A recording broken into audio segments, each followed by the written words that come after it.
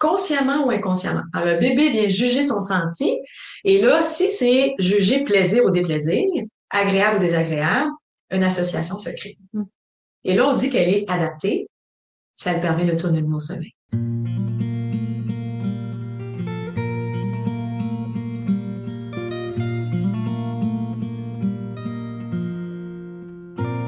Bonjour les parents, ici un nouvel épisode. On dirait que je sais pas trop quoi dire. Brigitte. Ben oui, c'est ça. Karel. Un nouvel épisode du balado SOS Dodo, hein, percevoir les dodos au-delà des stratégies.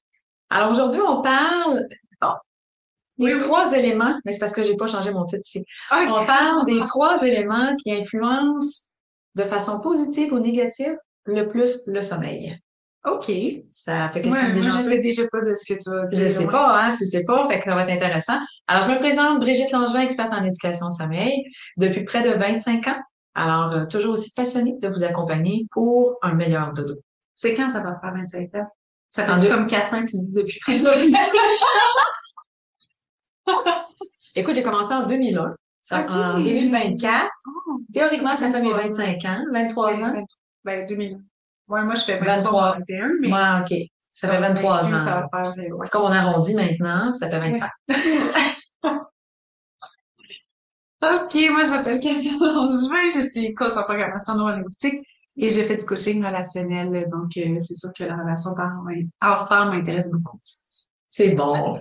Alors, c'est quoi les trois éléments qui influencent le plus la qualité du sommeil de nos enfants, la durée du sommeil, de façon positive ou négative? Le premier de tout. Puis je sais que les parents là, sont là. Ah, l'éveil trop matinal. Non. Je parle pas des difficultés. Je parle des éléments qui influencent le sommeil. Et c'est le premier, le tempérament. Ah, de l'enfant. Ben oui, puis du parent. OK. Ah, ben oui. Et du parent. Ben oui. Alors, c'est témoin. C'est un témoin. Tu sais, on a parlé un petit peu dans un balado de la saison 1. Donc, on a nos enfants qui sont un petit peu plus relationnels. On a nos enfants qui sont un petit peu plus solitaires. Tu peux nous parler de la différence entre les deux, Karel? Ben, le relationnel aime connecter à l'autre, aime être dans l'espace de l'autre. Le solitaire aime connecter à lui ou à elle, aime être dans son espace. Fait que c'est sûr que le dodo, ben, c'est plus facile pour un bébé solitaire qu'un bébé relationnel. Oui, et je vais compléter l'information parce que s'endormir à tous les soirs, tous les êtres humains, on se déconnecte de notre environnement pour se connecter à soi dans un espace de zénitude. Donc, s'endormir, c'est se connecter à soi dans un espace de zénitude. Le cerveau, il demande que ça. Il dit, le restant, laisse faire, je m'en occupe. Alors, c'est lui qui fait diminuer les ondes électriques parce que justement, je suis dans un espace de zénitude. Et à ce moment-là, quand le petit train du sommeil passe, c'est très facile pour moi d'y glisser sans me rendre compte. Ça fait une fois que tu es dans un espace de zénitude. Ah, ça se peut. Ouais. OK. Ouais. Alors, tu déteins sur moi? Peut-être. C'est ça. Donc, alors, fait que là, le petit bébé, il vient au monde comme ça, hein. Il est pas brisé, c'est pas de ma faute, c'est pas grâce à moi non plus. Alors, le bébé vient au monde soit dans la polarité plus de relationnel, puis là, ben, il y a des pourcentages là-dedans, on n'est pas tout l'un ou tout l'autre. Fait que là, il y a des bébés qui sont 80% relationnels. Alors, eux, ils ont l'impression que dormir, c'est dans la bulle de l'autre. Ben oui. Toujours plus le fun. Toujours plus le fun, c'est ça. Tandis que le bébé qui est solitaire, qui vient au monde comme ça aussi, son plaisir à lui, ben, c'est être dans sa bulle. Ouais. Il va même repousser son parent. Ouais, ça peut être dur pour un parent relationnel, ça. C'est parce que tu viens de le nommer. Il y a des parents relationnels. Oui. Parce qu'on vient au monde relationnel puis on est toute notre vie. Alors, imagine, toi, Karel, t'as un petit bébé puis quand c'est le temps arrive le temps de la sieste, tu veux le bercer un peu. Ah, c'est sûr, genre, en même temps, au moins, oui, c'est sûr. Je me dis, je sais pas de quoi j'aurai l'air. Tu sais, la polarité va-tu être la même? Tu penses? Non. Ouais, moi, ça s'est transformé. Ouais, c'est ça. Moi, j'ai l'impression que je sais pas. C'est ça. Si je suis tombée sur un homme qui est encore plus relationnel, mettons, ça va me jeter dans mon pôle solitaire en tant que parent. Possiblement. Mais en tout cas. Ah, c'est ça. Ouais. On rentre dans mais c'est intéressant parce que le parent, il est là. Hey, de quoi vous parlez, là, celui qui nous écoute? Oui. C'est qu'en fait, dans nos relations, on attire notre polarité. Alors, moi, je suis un tempérament plus solitaire. La plupart du temps. Pas dans tout, hein. Pas dans tout. Oui. Il n'y a rien qui est une ligne droite dans la vie. Il y a des similitudes, là. On espère que dans les couples, il y a des similitudes. Oui. Mais c'est ça, si on est équilibré le plus possible, moi je le suis pas dans ma polarité, dans ma polarité, je suis de plus en plus, mais j'ai pas toujours été. Dans différents espaces de ta vie, tu l'es, dans d'autres, tu l'es pas. C'est ça. Fait que dans mon espace amoureux, je deviens relationnelle, puis je me reconnais pas des fois. Vraiment beaucoup. C'est ça, je suis là, tu sais, autant que je suis solitaire dans ma vie de tous les jours, dans mon travail, tu sais, moi, travailler en équipe, c'est pas ma tasse de thé.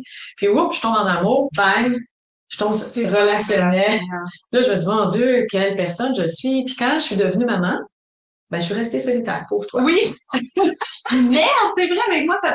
Mais moi, c'est ça, moi, je suis née, puis j'étais dans ta polarité. T'étais relationnelle. Super relationnelle, ouais. C'est ça. Je trouve ça intéressant de déconstruire parce que souvent, il y a le discours du mini-moi. Puis, tu sais, comme nos enfants, c'est des mini-nous. OK. Mais non. Tu sais, oui, ils vont nous modéliser, mais non, quand ils naissent, c'est déjà des êtres à part entière qui ont leur petite façon de faire et d'être. Ouais. Plus d'être parce qu'ils font pas grand-chose, là. Mais ouais. C'est ça. Mais oui, ils font, mais c'est plus dans le non-verbal, mais ils font pareil. Oui, mais au sens où ils sont plus dans l'être quand ils naissent. Ils sont plus dans le senti, c'est sûr. Ils sont plus dans le senti. Alors, c'est sûr que le tempérament devient un enjeu majeur quand arrive le temps du sommeil, parce que une maman relationnelle puis un bébé relationnel, ça dort ensemble. C'est dur, ouais, c'est ça. C'est dur si t'as pas de plaisir à dormir avec ton bébé. C'est ça, exact. Mais si t'as du plaisir à dormir avec ton bébé, souvent le parent relationnel a du plaisir à dormir dans la bulle de l'autre. Toi, Karel, quand tu dors avec ton copain? Ah non, moi j'ai besoin de ma bulle. T'as besoin de ta bulle? Donc t'es solitaire en sommeil. Ah ouais, moi je suis super Mais j'ai réussi! Ouais, t'as réussi! Vraiment! Non, vraiment, je suis très solitaire. C'est pour ça que quand, tu sais, mettons, t'as dit une maman relationnelle puis un bébé relationnel, puis j'ai dit tout de suite, c'est dur. C'est pour ça que je me questionne, je vais vraiment si relationnelle question. Attends que ma... Ouais, oui, parce que j'ai besoin de ma bulle. Moi, j'aime ça dormir. Karel est pas enceinte, là. Puis on juste se projeter dans le futur, là. C'est tout. Mais, ouais, c'est intéressant quand même. Alors, c'est ça. Fait que là, tu peux être relationnel. C'est ça qui est intéressant. C'est pas une ligne droite. Et par rapport au sommeil, t'es quelqu'un qui est beaucoup plus solitaire. Oui. Donc, si tu as un bébé relationnel qui va vouloir dormir dans ta bulle, c'est sûr que moi, je vais trouver ça difficile. Tu vas trouver ça difficile. OK. Puis tu vas être tenté d'aller chercher de l'information pour voir comment tu peux l'aider. Tu sais, c'est sûr que je pense les premières semaines. Oui. Of course, mais ça va pas être long pour moi avant que je veuille que mon bébé soit autonome à son âge. Qu'il soit bien. Qu'il soit bien, puis qu'il puisse arriver à dormir, puis que toi, tu puisses prendre du repos de ton côté pour être la maman que tu veux être à l'état d'éveil, pour être reposée. Ça, c'est moi. C'est ça. Fait que là, dans le tempérament, il n'y a pas juste des bébés relationnels puis des mamans relationnelles. Il y a des bébés solitaires qui repoussent leur maman relationnelle. Et les mamans relationnelles vivent de la culpabilité. Elles pensent qu'elles sont pas fines, pas aimables, pas avenantes, pas le fun, alors que ça n'a rien à voir. Elles se sentent pas aimées par leur bébé, alors que le bébé, tout ce qu'il dit, lui, dans son non-verbal, c'est « je veux être dans ma bulle pour dormir. Mets-moi dans mon lit ». Ça fait des enfants qui, rendus à l'âge de 1 an, 2 ans, 3 ans, vont même signifier qu'ils sont fatigués puis qu'ils veulent aller dormir. Alors, les bébés qui sont les enfants qui grandissent, qui sont de tempérament beaucoup plus solitaire, vont plus assumer l'appel du sommeil que les enfants qui sont un peu plus relationnels. Oui, c'est sûr, ça. Et le parent, pardon. Je suis pas avec ma salive. Pardon. Alors, puis le parent qui a une tendance plus solitaire, il donne l'impression d'avoir plus de compétences en matière de sommeil, alors que c'est seulement inné en lui d'être bien dans sa bulle, puis il voudrait que son enfant soit bien dans sa bulle aussi.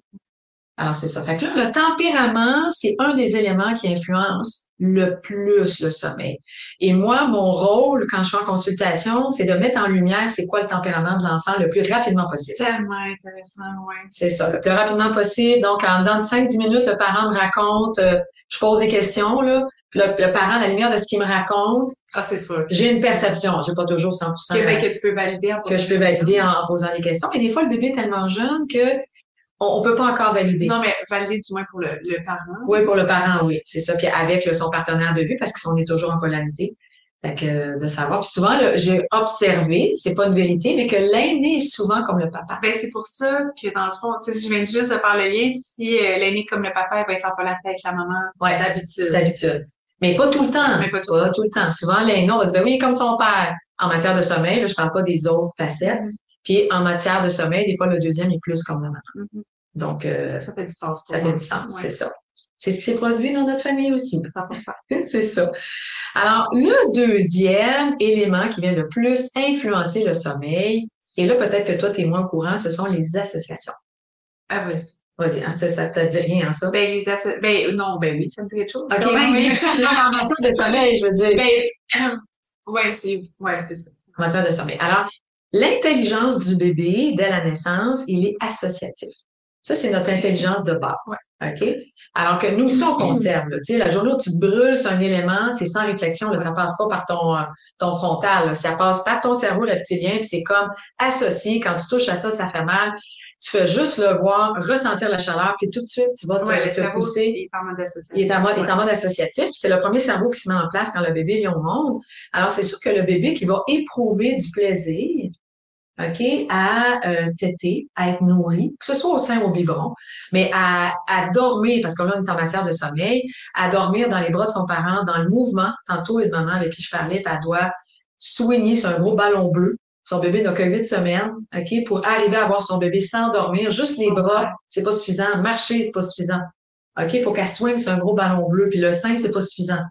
OK, au début, ça fonctionnait. Puis là, on parle d'un bébé de 8 semaines. Le début, ça fait pas si longtemps. Incroyable. Incroyable. Alors, le bébé a fait des associations.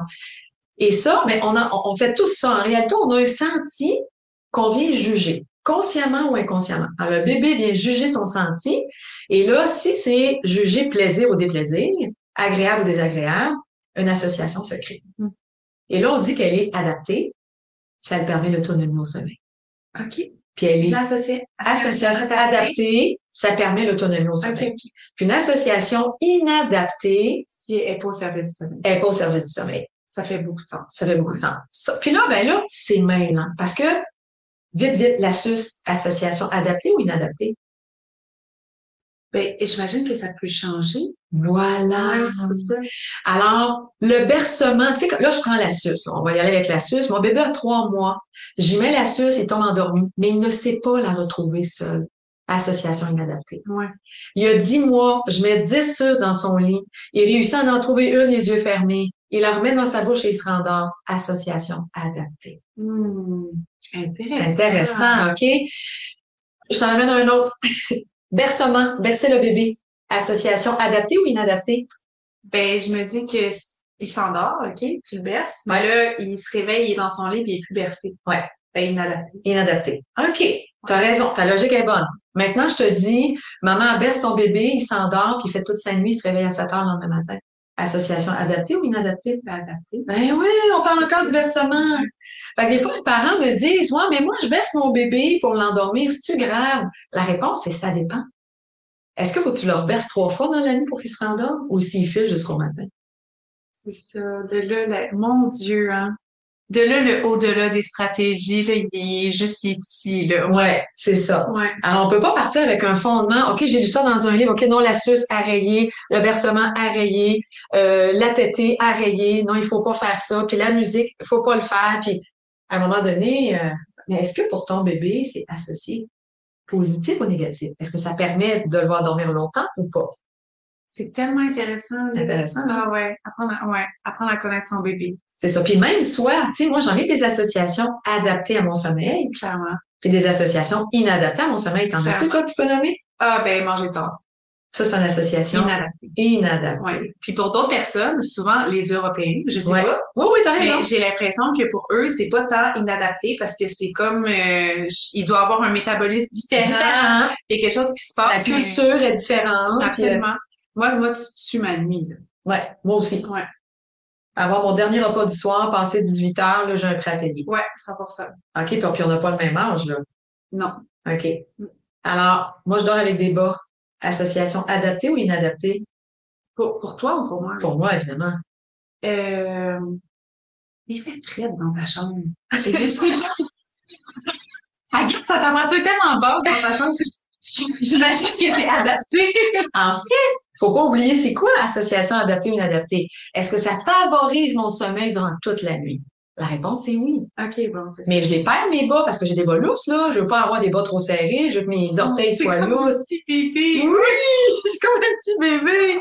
Fait que là, j'ai pas de pyjama à pattes. J'ai 4 paires de bas dans ton lit. Comme les tétines, ou c'est ça? Non, parce que j'ai vraiment un développement cognitif plus évolué que les bébés. Je le sais. Et je suis capable de retrouver mes bas. Okay. Alors, si je me réveille la nuit et que j'ai perdu mes bas, parce que ça m'arrive, parce qu'ils sont lousses, mes bas, je les veux pas serrer en plus. Okay, mais là, j'ai froid aux pieds, je peux pas me rendormir. Mais si je réveille, mon copain pourrait dire, j'ai perdu mes bas. Okay. C'est sûr que c'est devenu une association inadaptée, Ouais, parce que je peux pas me rendormir sans déranger quelqu'un d'autre, là, OK? Alors, mais moi, mes bas, je les retrouve tout seul. Oui, mais tu te réveilles quand même si t'es peur. Fait que Ouais, tu fais pas pour la nuit, là. Pour moi, c'est un petit peu inadapté. Ouais, mais c'est comme la suce, là, OK? J'ouvre même pas les yeux, là. Je tiens un micro-réveil qui a pas de... J'ai un micro-réveil, là, je réalise que j'ai froid aux pieds. Ouais. Comme le bébé qui réalise qu'il a perdu sa suce. Mais s'il a 10 mois, il peut la retrouver de lui-même. Il taponne un peu, il la retrouve. Moi, je taponne avec mes pieds, je les retrouve. Je les tire avec mes orteils. Ah, ouais. Là, je prends mes mains en dessous, je remets mes bas, puis là, je me rendors. Ah, c'est cool. Mais je me rendors dans la seconde qui suit. Il se réchauffe jamais tes pieds. Seul. Ben, là, je sais ce qui m'arrive. Je te dirais, depuis 3 semaines, 1 mois, j'enlève mes bas. Écoute, je veux pas dire mon âge, mais... Non, mais moi, je pense, je sais pourquoi. Ah, ouais? Ouais. OK, ça se dit-tu? Ben, moi, d'après moi, c'est par rapport à ton alimentation. Ah! La circulation qu'il y a dans ton corps. Parce que trop de sucre va créer de la stagnation. Un manque de circulation te prête au pied. Ah! C'est vrai, j'ai coupé mon sucre. Ouais. OK, ben c'est incroyable, j'ai chaud aux pieds la nuit. Ouais, c'est ça. Alors, c'est que je réussis à réchauffer quand je me couche, j'ai froid. Puis là, je me réveille la nuit, j'ai chaud. Mon Dieu, je suis pas bien avec mes bas. Moi, ça serait inadapté parce que justement, j'ai froid le soir, fait que je mettais mes bas, mais je me réveillais, il fallait tout le temps que je les enlève. Fait que là, maintenant, je sais que je me couche pas de bas, ils vont se réchauffer puis ils vont donner chaud toute la nuit. OK. Ouais. Intéressant. Donc, association adaptée ou inadaptée. Fait que là, on est rendu au 3e. Mais je répète, les 3 éléments qui influencent le sommeil, on a le tempérament relationnel. Du parent et du bébé. Du bébé relationnel ou solitaire. On a les associations adaptées ou inadaptées qui sont co-créées avec l'aide du parent. Parce que là, on parle d'un bébé qui est pas autonome du tout, là. Ouais. Et le 3e, surstimulation. Ah, ben oui. Mais tellement. C'est ça. C'est tellement un élément qui influence la qualité et la durée du sommeil. C'est quoi la surstimulation? Toi, c'est quoi, toi, ta surstimulation? Sais-tu que quand tu dépasses une limite dans tes activités, sais-tu c'est laquelle? Ben, moi, il y a des stimulants. Je peux pas prendre de stimulants. OK, donc dans l'alimentation, même toi, tu peux pas prendre de stimulants. Parce que ça va avoir un impact sur ton sommeil. Oui, vraiment. Mais la stimulation dans le faire, dans l'action. C'est intéressant, ça. Je le sais pas. Ben, peut-être que t'en as pas. Peut-être que t'es jeune encore et que ton niveau d'énergie est assez grand puis tu récupères assez bien durant la nuit qui fait que même si t'es surstimulé, mettons par exemple, tu vas faire une journée de ski alpin aux premières. OK, je le sais. Moi, ça n'a pas rapport avec la motricité. Bien évidemment. Ça a le rapport, ouais, parce que je suis kinesthésique, right? Ouais. Ça a le rapport avec la surstimulation mentale. Mentale. Ouais. Comme là, j'ai une formation de 3 jours. Ouais. Samedi, dimanche, lundi. J'étais brûlée le lundi soir. Ça m'a pris une journée de OK. Ouais. Ah, vois-tu, moi, la surstimulation mentale, ça m'arrive jamais. C'est sûr et certain. Ouais. Parce que je suis une bonne visuelle. Alors, moi, c'est la surstimulation physique. C'est ça. Physique. C'est fou! Ah, c'est fou, c'est ça. Mais là, on vient à nos bébés. Ouais. OK, on vient à nos bébés. C'est quoi un bébé surstimulé? C'est un bébé que le parent occupe chacune de ses secondes de son temps de bébé. OK, peu importe, c'est motrice, auditif, kinesthésique, émotif, elle le fait rire, elle le fait marcher, elle le chatouille, elle le sort dehors, elle va à une activité cardio-poussette ou dans la piscine, elle y parle tout le temps, elle fait son épicerie, elle y raconte tout ce qu'elle met dans le panier. OK? Alors, parce que on capote, là, les mamans, là, tu vas voir maintenant. Non, mais j'ai déjà, ouais, au sens où faut tellement qu'on les stimule pour leur bon développement. Oui, c'est ça. Mais qu'à un moment donné, on dépasse la limite. Ah, c'est sûr. On dépasse la limite. Puis nos enfants sont en surcharge mentale, surcharge émotive et surcharge physique. C'est sûr. C'est ça. Alors, ce qui fait qu'à un moment donné, quand ils ont 3 surcharges, trop stimulés émotivement, physiquement, c'est quoi l'autre que j'ai nommé? Mentalement, parce qu'on leur apprend des mots puis des chansons, des choses comme ça. Oui, le plus vite possible. Le plus vite possible, tu sais. Alors, ben, ça fait que les enfants sont trop fatigués. Trop fatigués, c'est contre-intuitif. Ben oui. L'enfant tarde à s'endormir, doit avoir des pleurs de décharge, se réveille trop tôt le matin. Et là, on se retrouve avec les difficultés les plus fréquentes. Ben oui. Qui est l'éveil trop matinal, difficulté à s'endormir, puis sieste trop courte. Wow! Comme quoi, le repos, c'est vraiment aussi au service d'un bon développement.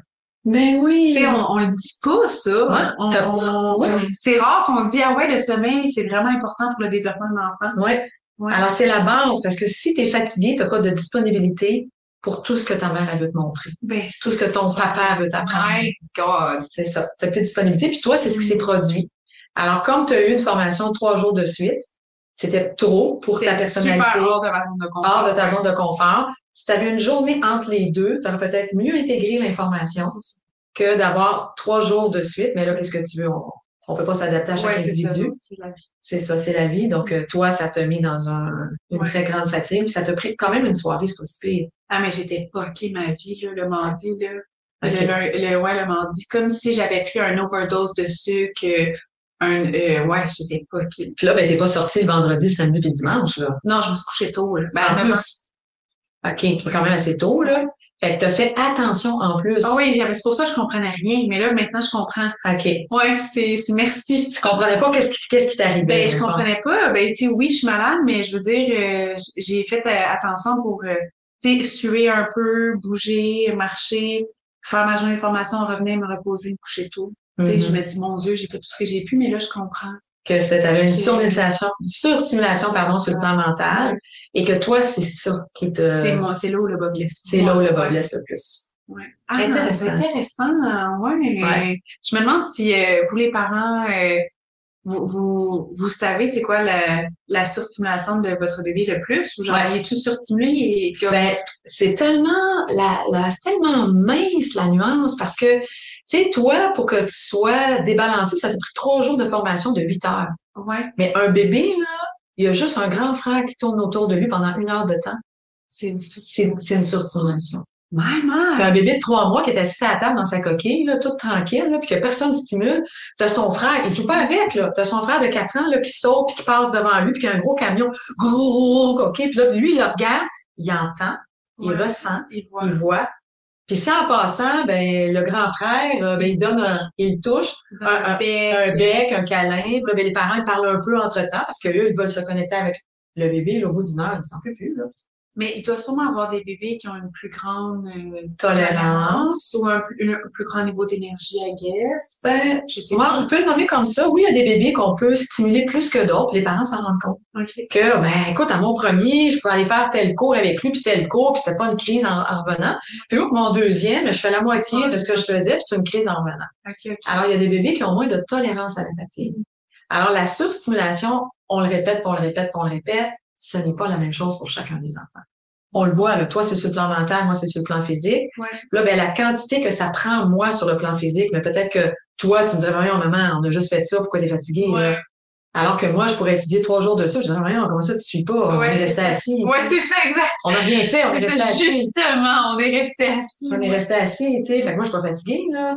Alors, c'est ça, ben, nos bébés aussi. Puis là, ben, écoute, on peut pas le valider, ils peuvent pas nous le dire, on apprend à les connaître. Oui, c'est ça, exactement. Puis là, ben, ce qui était avec le bébé 1, c'est pas la même chose avec le bébé 2. Donc, c'est là où toute la différence se fait. Ouais. Fait qu'on répète, les 3 éléments qui influencent le plus la qualité et la durée du sommeil, c'est le tempérament.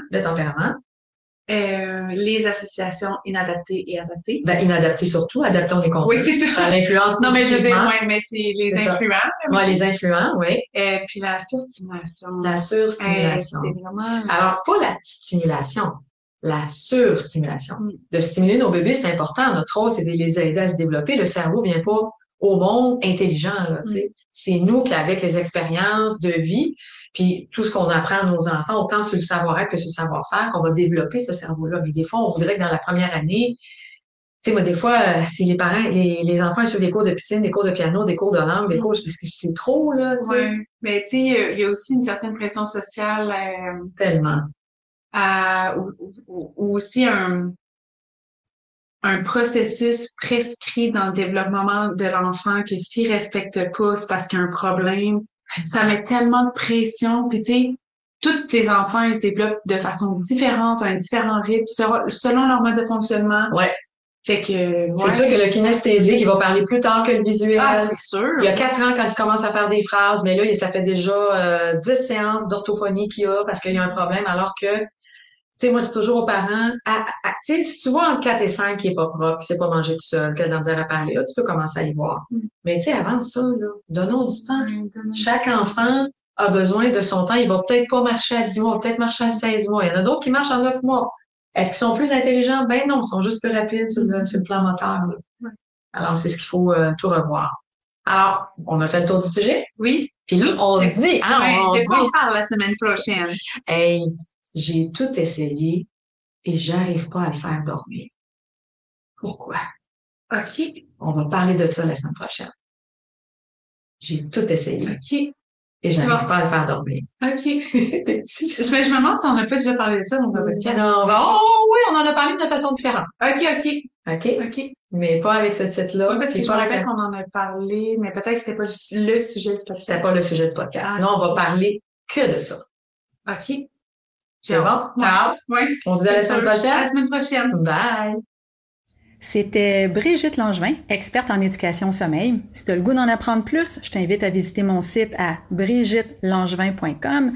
Puis si vraiment tu as le goût que le sommeil, ce soit pas toujours sur un coup de dé et que ça fonctionne, j'ai une formation, Les Amis du Dodo. Clique sur le lien plus bas, tu vas en apprendre plus. C'était Karel Langevin, coach PNL. Tu peux aussi aller visiter mon site web karellangevin.com. Si ça pique ta curiosité, j'ai créé une merveilleuse formation, la PNL au service de l'enfant. Clique sur le lien juste en dessous si tu veux en savoir plus.